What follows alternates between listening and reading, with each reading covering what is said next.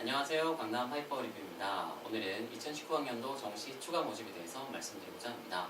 6월 14일까지 정시 추가 합격자 발표가 나고 2월 17일부터는 정시 추가 모집이 시작됩니다.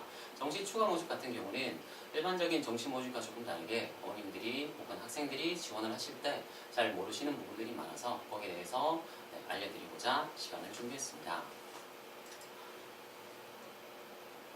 먼저 2019학년도 정시 추가 모집 일정에 대해서 말씀드리겠습니다. 2월 14일까지 추가 합격자 발표 및 등록이 이루어지게 되고요. 다가오는 2월 17일부터 2월 24일까지 일주일이라는 기간 동안에 정시 추가 모집이 시작됩니다. 기간상으로는 일주일이지만 정시 모집과 마찬가지로 추가 모집의 경우도 학교마다 한 3일에서 4일 정도, 학교마다 조금씩 다르게 3일에서 4일 정도 선택적으로 모집을 하고 있습니다. 자, 그 얘기는 꼭 학교를 고르시고 지원을 하실 때 내가 지원하고자 하는 학교가 저 기간 중에 언제 원서를 받는지를 꼭 확인하시고 맞춰서 원서 지원하시면 될 것 같고요. 추가 모집에 제일 중요한 게 모집 인원 공지입니다. 2월 17일 날 오전에 아침 9시로 예정되어 있는데요. 아침에 대학별로 어느 학과 몇 명씩을 뽑는다, 그리고 어떠한 전형에 몇 명을 뽑는다 라고 발표가 되도록 되어 있습니다. 다만 이 발표가 중요한 거는요, 이 모집 인원이 이 기간 동안에 변동될 수 있다는 사실이 제일 중요합니다. 정시 인원 같은 경우는 수시 2월 인원이 확정되는 시점에서 정시 인원이 정해지고요. 그 정시 인원은 정시 원서를 지원하는 동안에 변하지 않는데요. 추가 모집 같은 경우는 이 일주일이라는 기간 동안에 처음에 발표된 인원이 2명이었다고 해도 마지막에 끝나기 전에는 3명을 뽑을 수도 있습니다. 그러다 보니까 학교에서는 기간 동안에 추가적으로 하루에 2번을 하는 경우도 있고요.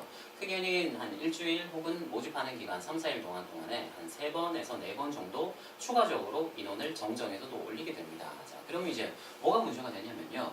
어차피 원서를 쓰게 될 거면 보통은 모집 인원이 몇 명이냐가 원서를 쓰는데 매우 이제 중요한 숫자로 이제 작용을 하죠. 근데 우리가 이제 이 추가적으로 인원이 늘 거라는 것까지 좀 예상을 하고, 그리고 나서 어느 정도 몇 명을 뽑는 게 나한테 이제 유리할까, 어디가 더 합격 확률이 높을까 라는 거를 고민하는 입장에서 봤을 때는 이 추가하는 인원까지 꼭 반드시 체크를 하신 다음에 그리고 나서 원서를 쓰시게 되는 것이 제일 이제 좋다고 볼 수 있습니다.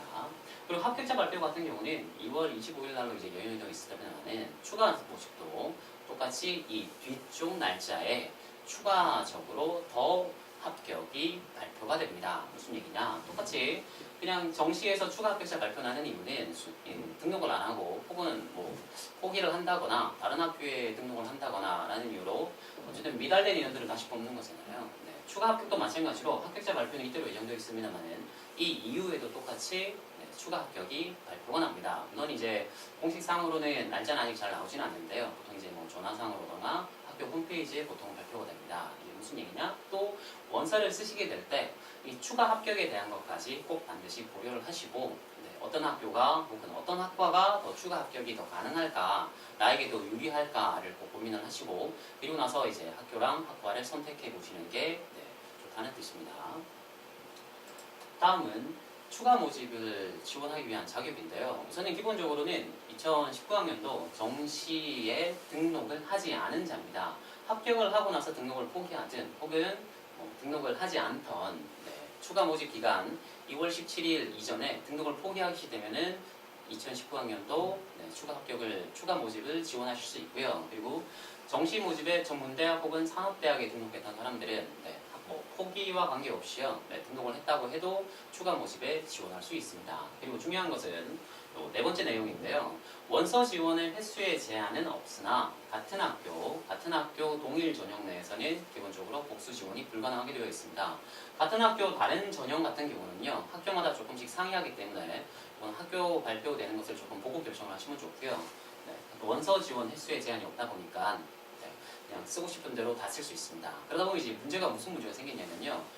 보통 이제 추가 모집 같은 경우는 서울 기준에서 작년 같으면 건국대, 동국대 이제 아래쪽 학교들 그리고 지방에 있는 학교들이 보통은 이제 추가 모집을 뽑겠다라고 보통 발표를 합니다. 그러면 이제 학생들이 원서 횟수 제한이 없다 보니까 쓰고 싶은 곳을 많이 쓰게 되면은 상대적으로 이제 인기 있는 학과, 인기 있는 학교가 많이 몰리게 됩니다. 그것이 많이 몰리게 되면 문제가 떨어질 확률이 합격할 확률이 좀 떨어지게 되는 거죠. 그렇죠? 네, 그래서 꼭 원서 지원을 하실 때 횟수 제한이 없다라고 해서 다 쓸 수 있구나라고 생각하시고 여기저기 몇 군데를 쓰시게 된다 그러면 상대적으로 내가 합격할 확률이 있을 수도 있고 없을 수도 있는 거다 보니까 좀 신중하게 학교를 좀 고르실 건지 아니면 학과를 고르실 건지 좀 고민을 하신 다음에 쓰시는 게 좋습니다.